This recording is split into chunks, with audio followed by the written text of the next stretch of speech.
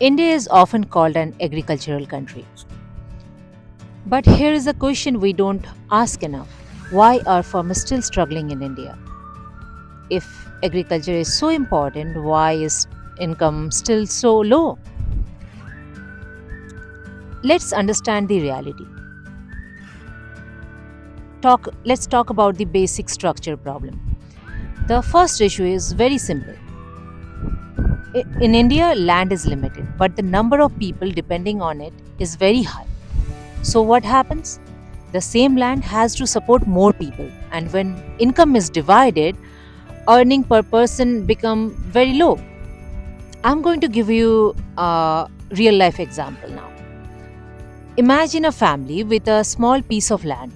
Earlier, maybe one or two people worked on it. Now, it's increased. Four or five people depend on the same land.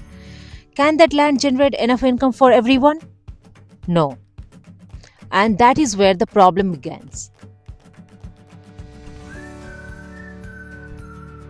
It's an overcrowding issue.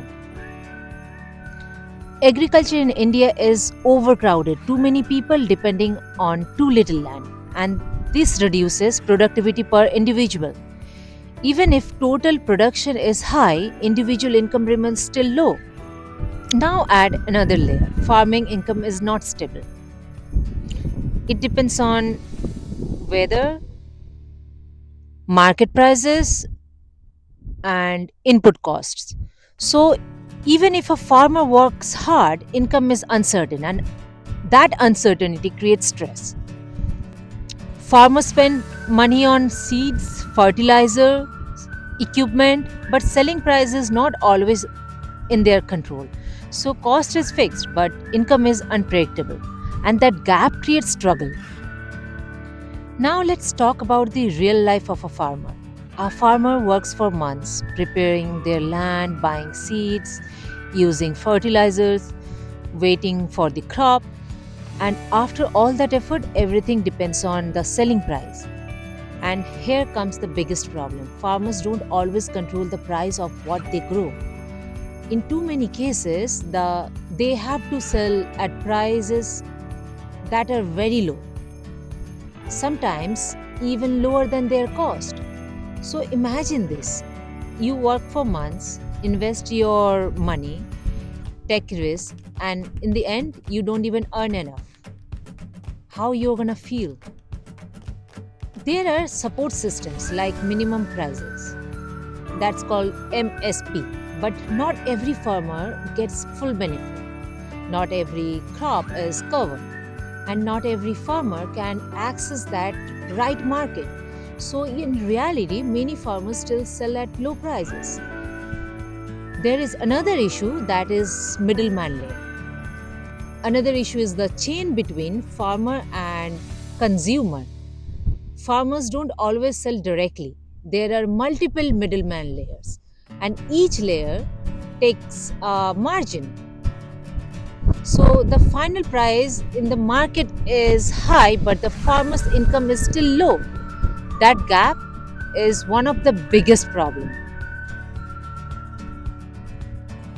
The person who produces food is often the one earning the least, not because they are not working hard, but because the structure does not support them enough. Because income is low, many people leave farming, they move to cities looking for better opportunities, but cities are already overcrowded. So job competition increases. Everything connects. Support systems exist, but they are not always enough. And implementation is not always efficient. So problems continue. Now look at the full picture. Limited land, too many dependents, unstable income, market gaps, pricing issue. All of this combines create long-term pressure. So the problem is not the farmers don't work hard. The problem is structure, the system of how agriculture is organized. And until that changes, the struggle continues. So the real question is agriculture sustainable in its current form, or does it need a major shift? Do you think should more people leave farming or should the system improve? Let's talk.